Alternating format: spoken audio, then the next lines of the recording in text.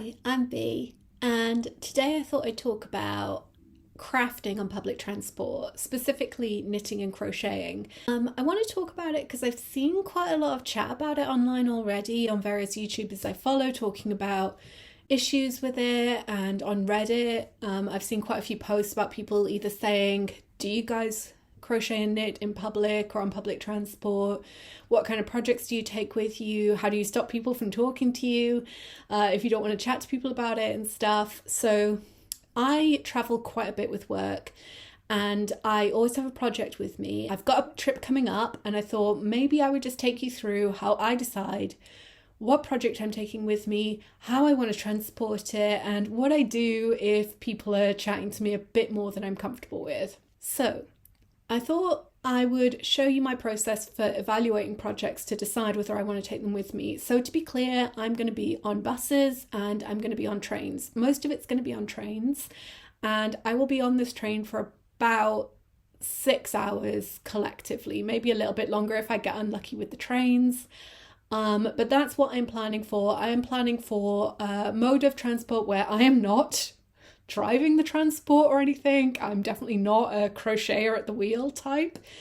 It's transport where I'm going to be able to move around quite freely. I'm not going to be wearing seatbelts or anything. It's transport where I'm going to be able to have quite a few bags with me. But also I'm doing all that traveling in one day. So I want to limit the amount of stuff I'm taking with me. And that's my first rule. I don't take stuff that's got more than 2 or 3 balls of wool with it. So this is a jumper I am making myself. It's a knitted project. These needles are a 5. It's acrylic wool. I am using all of these balls of wool that my mum got me for Christmas. So she got me all of these different colours. I bought the pink to tie all the colours together because I wasn't sure how to make all of these different colours fit, but I knew I wanted to use them in the same project. So I feel like pale pink is such a good neutral rather than white or grey or cream. And I love how it's working up. Like, this is the only thing I want to be doing at the minute. I am constantly working on it. I think it's going to be such a great jumper. I need to take the colour of the section I'm doing at the minute, the colours of all the other sections I might do. Already missing one, hold on. So these are all the different colours that my mum got me for Christmas. And then I also, need to take the background colour for it. And there's not a massive amount of this left. I'm doing the centre pull, so it looks fuller than it is. So I also need to take a backup one because 6.5 hours of crochet, I will definitely finish that. So I need the backup one. And I need this. And that's a lot. This breaks the number 1 rule of not having too many balls of wool. Because I think 2 or 3 is my max. So this one is out, even though it's my favourite thing to work on at the minute. So if I'm looking at simple projects that don't have a lot of different balls of wool, why don't I take this one?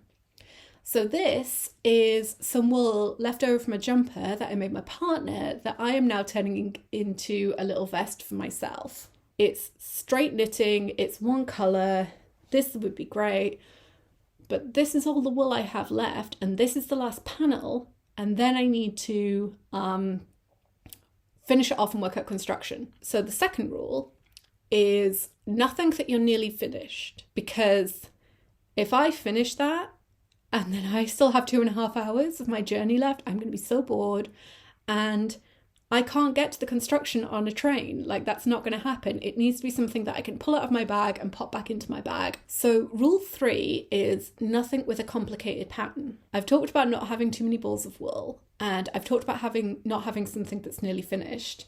So this project in theory meets that. So it has 3 balls of wool, which still feels like a lot, but not actually that much.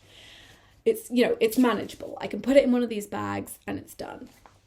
And this is how much I've done of it. Like, it's barely anything. It should be a really good project for a train journey. But I'm following a video pattern, and it's for a type of project I've not done before. I'm doing the Claystone Knits sock course on Domestika. I do not want to be using up my data on the phone trying to watch these videos. I don't want to do something that I have to like put massive amounts of brain power into because I'm already going to be knackered from this journey. It needs to be something easy, simple. It's not like I won't follow a pattern on public transport, but I don't want to have to refer to it every few minutes. Rule 4 is nothing that you care about getting dirty. You're not going to catch me being a snob and being like, public transport's disgusting or anything like that. But the fact is, there's a lot of people in that space. There's a lot of footfall. I need to take something that I can live with myself if I drop it on the floor or if I spill a cup of coffee on it or something. No expensive wool. Nothing that's, I'm going to like not be able to repair by just chucking it in the washing machine. Ideally, nothing that's too light in colour, which is why this project is out as well. This is a polo shirt I've been making myself. I'm following a creator here on YouTube. I've forgotten their name, but I will put a link in the comments. It's such a fun project. It looks complicated, but it's literally just double crochet. Like that is all I'm doing in various combinations and in various clusters.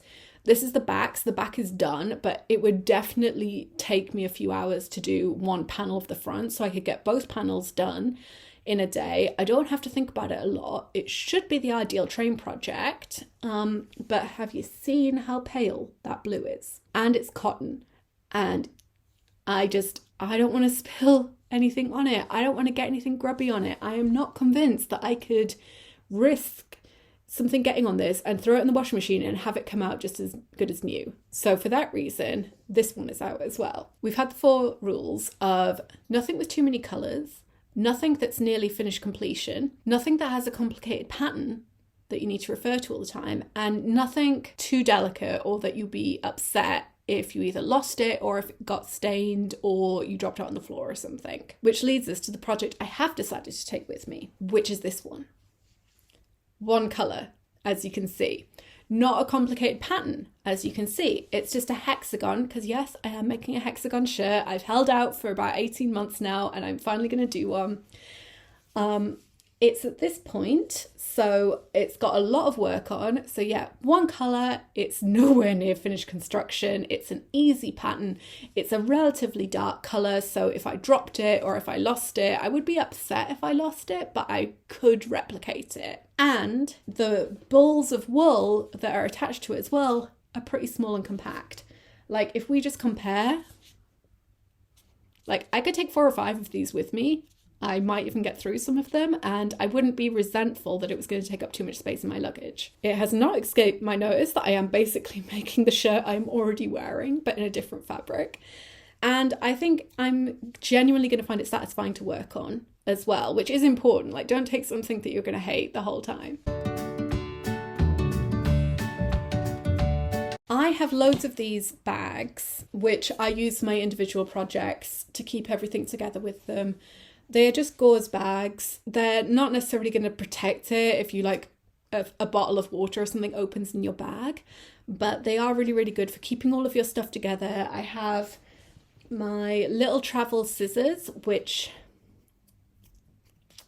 these are the best thing I've ever bought, I think. They fold up so neatly, and I can just pop them in the bag.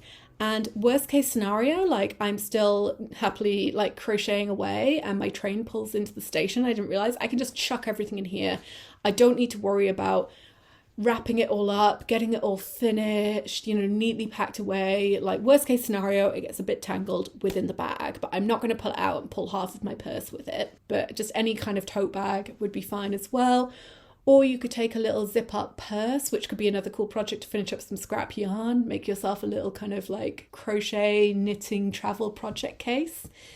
And the only other thing that I sometimes might do is if I have a project where I want to be able to put it down every now and then, and say I have like a table in front of me on the train, one of those pull down, I might take an extra tote bag with me that I will just flatten out and place on the table and then put my craft work on top of it. Once again, just to prevent any griminess, any contamination, anything like that. It's rare that I take a project that is so big that I need to put it on the table in front of me, but it's nice to have that backup option as well. So that's everything on how to transport your projects. And then finally, on the topic of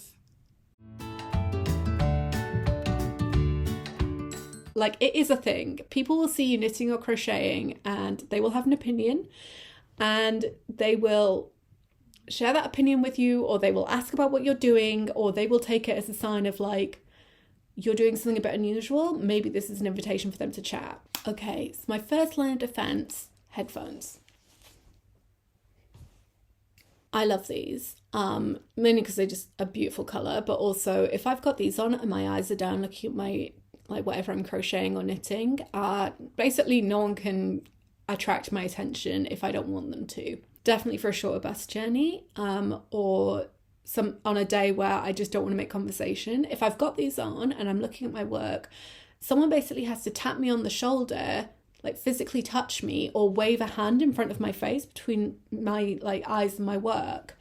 At that point, they're obnoxious. Like, that is fine. I don't feel bad for kind of saying, oh, hey, I'm busy, because I don't want to talk to someone who would do that. So that kind of absolves me of feeling bad for being like the bitch who doesn't want to chat. I don't want to wear these for a really, really long journey though, for, you know, it's not great to have that pressure on my ears, and yeah, it's just not fun. So I might wear these for a bit. Approaching my middle age, I definitely have less issues with this. The people who will talk to me about what I'm crafting are 99% of the time old ladies, mothers with children who maybe have a teenage daughter who wants to get into crocheting, or fellow knitters and crocheters. So I'm living a very good life. You know, I have so many cute and wholesome conversations about what I'm knitting. A lot of the time they just want to know what I'm knitting, and then we just carry on with our journeys. And for someone who has had anxiety about social situations in the past, it's actually a really nice reminder of like, I can do small talk. This is okay. I rarely have men being creepy, but there is a bit of a phenomenon of some men, when they see you doing anything slightly unusual in public, will feel like it's their official job to comment on it. If it's a guy who just says something like, oh, knitting, are we? I'll either say, oh, actually it's crochet, or I'll just laugh and be like, oh yeah, haha, and then back to it. If it's a guy who's like, what are you doing? And is a bit too kind of chatty with me, unless he starts talking about his own knitting and crocheting, or how his partner's great at knitting and crocheting, I basically just shut it down. I just pretend I'm at a complicated point. You know, like I might be like, oh, I'm sorry. Yeah, sorry. I just need to, I'm just counting. No idea what I'm counting at that point. This is crochet. What do I need to count really? But yeah, I will do that for as long as I need to. And then I will pick up my hook and carry on going. And then if he tries to kind of restart that conversation and just be like, oh, hey, you finished counting, I'll just be like, oh yeah, sorry, it's a really complicated bit. I keep making mistakes. Sorry. I don't love when that happens. It doesn't happen very often, considering how much I knit and crochet in public. But I have never, like, that's never failed me either. The combination of maybe I put my headphones on at that point if he's persistent.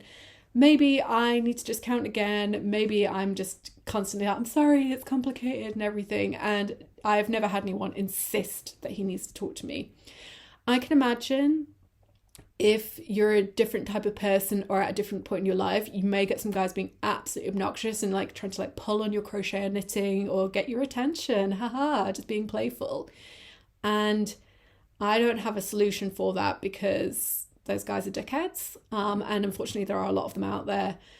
If that was to happen to me, I would probably try and move seats or get away from them or pull out my phone and start having a conversation. It's really not great. It is a little bit of a risky run when you're knitting and crocheting in public. You probably have a better idea than I do of how likely men, and it is men all the time, are to want to use that as like an in with you. Like I said, the guys who've used it as an in with me are genuinely really wholesome. There is a conductor on my regular train journey who has seen me working on the same project every single week, and he will just be like, oh, how's it going? As he's going past with the snacks trolley, and I say, oh, it's still going, I've done a bit more. And he'll tell me about his wife's latest crochet project and how she's doing, and I'll be like, oh my gosh, that's so great. Wish her luck from me. And he carries on. And that is a wholesome interaction, which I really appreciate and enjoy and look forward to having on this regular journey. Honestly, knitting and crocheting on these journeys has led to so many lovely conversations that I do actually really encourage you to do it. Really wholesome, really nice and sweet. I have met fellow knitters and crocheters who maybe didn't have their stuff with them, but have said to me things like, oh, seeing you do that, maybe I'll bring mine next time. And I'm like, yes, do it. We can have a knitting circle on the train. Okay, that's it from me. I've told you my rules for how I select a project for the train. I've told you about how I transport it, and I've told you about how I deal with people talking to me about it. I hope this is useful or interesting. If you have any tips that I haven't mentioned or concerns, or if you have any suggestions for how to deal with that scenario where it's a guy who uses it as a chance to strike up a conversation you don't want, please leave them in the comments. I would definitely love to know your thoughts about this and have like a bigger discussion about it. Thanks for listening. So yeah, like, subscribe, do whatever you want. Bye.